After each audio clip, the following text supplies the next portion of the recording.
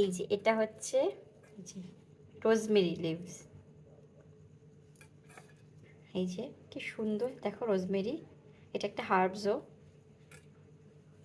তো এখানে আজকে একটা আমি হেয়ার গ্রোথ ওয়াটার বানাবো, ঠিক আছে। এখানে এর জন্য এই যে কারি পাতা নিয়ে নিয়েছি আর মেথি, আর লোহার কড়াইতে এই যে এরকম এরকম গ্লাসের 2 গ্লাস জল দিয়েছি, ভালো করে ফুটবে।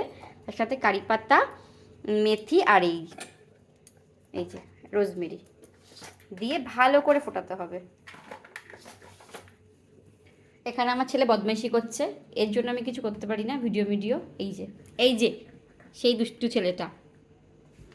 আর এই যে এখানটায় সব দিয়ে দিয়েছি, 3টে জিনিস, কারি পাতা, রোজমেরি আর মেথি। ভালো করে ফুটে জলটাকে একটু হাফ হয়ে যাবে যখন, তখন ঠান্ডা করে এটাকে ছেঁকে রাখবো। এই যে দেখো এখানে এখনও হাফ ফোটানো হচ্ছে, ফুটছে, ফুটে কি সুন্দর একটা কালার চলে এসছে। আর এই পাতাগুলোর কালারও চেঞ্জ হয়ে গেছে। এখনও ফুটবে, এখন আরও ফুটবে, পুরো ফুটে গেছে।